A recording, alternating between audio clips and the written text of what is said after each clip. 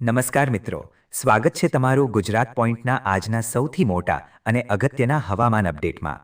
એક તરફ આખો દેશ ભયંકર ગરમીમાં શેકાઈ રહ્યો છે, ત્યારે ભારતીય હવામાન વિભાગ દ્વારા એક અત્યંત ગંભીર ચેતવણી જાહેર કરવામાં આવી છે. દેશના 17 રાજ્યોમાં 80થી 90 કિલોમીટર પ્રતિ કલાકની ઝડપે તોફાની વાવાઝોડા અને ભારે વરસાદની આગાહી છે. પરંતુ આપણા ગુજરાત માટે આ આગાહી શું કહે છે? શું ગુજરાતમાં પણ વાવાઝોડાનો ખતરો છે કે પછી આખરે ખેડૂતો અને સામાન્ય જનતાને ગરમીથી રાહત મળવાની છે?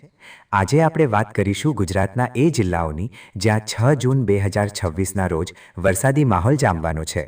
તો વિડીયોને અંત સુધી જરૂર જોજો અને જો તમે ચેનલ પર નવા છો તો અત્યારે જ સબસ્ક્રાઇબ કરી લો. મિત્રો, ગુજરાતની વાત કરીએ તે પહેલાં દેશની સ્થિતિ પર એક નજર કરીએ. હવામાન વિભાગના લેટેસ્ટ અપડેટ મુજબ આગામી 13 કલાકમાં દિલ્હી, ઉત્તર પ્રદેશ, બિહાર, રાજસ્થાન અને પંજાબ સહિત 17 રાજ્યોમાં હાઈ એલર્ટ અપાયું છે. પહાડી રાજ્યોમાં પણ એલર્ટ છે અને વહીવટી તંત્ર તેમજ ડિઝાસ્ટર મેનેજમેન્ટની ટીમોને એલર્ટ મોડ પર રાખવામાં આવી છે. હવે વાત કરીએ આપણા ગુજરાતની. શું ગુજરાતમાં વાવાઝોડું આવવાનું છે? તો જવાબ છે ના, ગભરાવાની કોઈ જરૂર નથી. પરંતુ ગુજરાતમાં પ્રી મોન્સૂન એક્ટિવિટી એટલે કે ચોમાસા પહેલાંની ગતિવિધિઓએ જોર પકડ્યું છે. છેલ્લા કેટલાક દિવસોથી રાજ્યના છૂટાછવાયા વિસ્તારોમાં પવન અને ગાજવીજ સાથે હળવાથી મધ્યમ વરસાદી ઝાપટા પડી રહ્યા છે. ઘણા વિસ્તારોમાં વાદળછાયું વાતાવરણ જોવા મળી રહ્યું છે.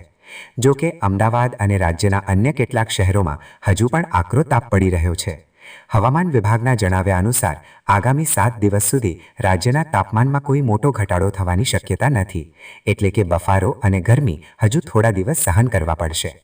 તો હવે સૌથી મોટો સવાલ, 6 જૂને કયા જિલ્લાઓમાં વરસાદ પડશે? હવામાન વિભાગે ખાસ કરીને સૌરાષ્ટ્ર, મધ્ય ગુજરાત અને દક્ષિણ ગુજરાતના કેટલાક ભાગો માટે આગાહી કરી છે. જો આપણે જિલ્લાવાર વાત કરીએ તો સૌરાષ્ટ્રમાં ગીર સોમનાથ, અમરેલી અને ભાવનગર જિલ્લામાં છૂટાછવાયા સ્થળોએ ગાજવીજ સાથે હળવોથી મધ્યમ વરસાદ થઈ શકે છે. મધ્ય ગુજરાતમાં વડોદરા, પંચમહાલ, દાહોદ અને છોટા ઉદેપુરમાં પણ પવન સાથે વરસાદી ઝાપટા પડવાની શક્યતા છે. દક્ષિણ ગુજરાતમાં નર્મદા, સુરત, તાપી, નવસારી, ડાંગ અને વલસાડમાં પ્રી મોન્સૂન એક્ટિવિટીની સૌથી વધુ અસર જોવા મળશે. અહીં ગાજવીજ સાથે મધ્યમ વરસાદની પૂરેપૂરી સંભાવના છે. મિત્રો, ભલે ગુજરાતમાં અત્યંત ભારે વાવાઝોડાની આગાહી નથી, પરંતુ ગાજવીજ અને પવન સાથે વરસાદ થવાનો હોવાથી કેટલીક સાવચેતી રાખવી ખૂબ જ જરૂરી છે.